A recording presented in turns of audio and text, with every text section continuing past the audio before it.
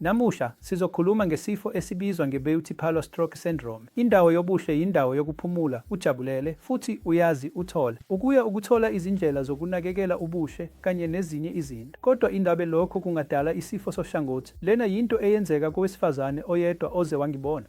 Ngamafuphi nje wayehambile ukuyogeza izinwele zakhe. Futhi njengoba wazi, ukugeza izinwele kuthatha isikhathi, ngakho-ke cishe ukusho imizuzu engama-40 kuye kwengama-45, wayenokungakhululeki entanyeni kancane, naye wayezizwa enesiyezi.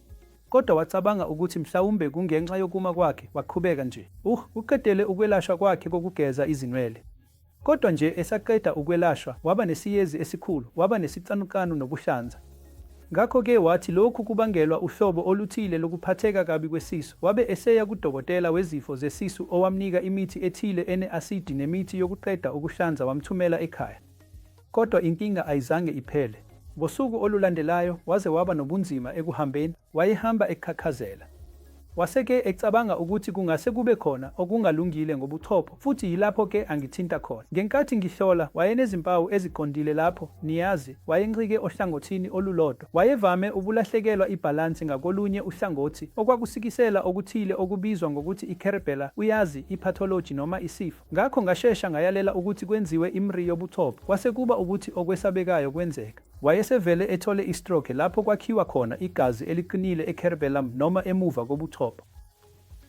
Manje singasho ukuthi kwakungenxa yokwelashwa kwendawo yobuhle noma ukwelashwa kokugeza izinwele. Yebo, ngoba le akuyona icala lokuqala esilibonile. Uma ubheka ezincwadini zesayensi, amacala afana nalawa ake abikwa emazweni ahlukene, futhi nathi siku sesike sabona amacala afanayo esikhathini esedlule. Into enhle ukuthi akuvamile kakhulu. Nakuvamile, kodwa kwenzeka ngani? Enye iwukuthi uma ugcina intamo ye-hyperextended ohlangothini olulodwa ngemuva kwentamo, sinomthambo obizwa ngokuthi umthambo we-vertebral ohlinzeka ngegazi ngemuva kobuchopho futhi ongathola ikhinkela. Futhi lokhu kuvame ukwenzeka kwabesifazane asebekhulile abaphezulu kweminyaka engu-50. Lo wesifazane wayeneminyaka engaba ngu-55. Futhi-ke labo abanezinye izici ezisengozini yokushaywa unhlangothi, njengokuthi uma sebevele benomfutho wegazi ophakeme noma isifo sikashukela, i-cholesterol ephezulu, uma bebhema, khona-ke kakade izitsha ziyancipha. Futhi ngakho-ke banengozi enkulu yokuthola lolu hlobo lokushaya kwe-beauty. Manje umbuzo uthi, kufanele yini siyeke ukuya kuma-beauty parlour noma siyeke ukugeza izinwele lapho? Impendulo ithi cha, udinga nje ukuthatha izinyathelo ezithile zokuzivikela. Into yokuqala, qiniseka ukuthi isikhundla sentamo asikabi sibi noma singakhululekile. Njengokuthi ngezinye izikhathi bafaka intamo noma ikhanda kusinki, bese intamo ibheke ohlangothini olulodwa, futhi lokho kuqhubeka isikhathi eside. Ngakho uma kunjalo, zama ukunciphisa isikhathi sokuhlala ngaleyo ndlela. Inombolo yesibili, ungabeka ithawula, into yokugcina intamo ikhululekile futhi igxilile kuleyo ndawo. Futhi into ebaluleke kakhulu ukuthi uma uqala ukuthola izimpawu, vele uyeke ukwenza leyo nqubo. Cela lowo okusize ukuthi ayeke bese uphumula. Futhi ingozi incane kakhulu kubantu abancane noma labo abangenazo izici ezibeka engcupheni.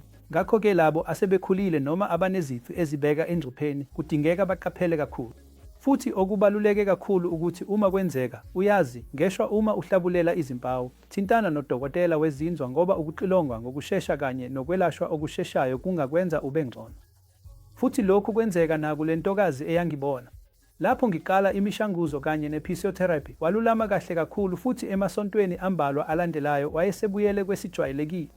Ngakho asikho isidingo sokukhathazeka. Kaphela, thatha izinyathelo zokuzivikela kusenesikhathi bese ujabulela ukuvakashela kwakho ezindaweni zobuhle futhi.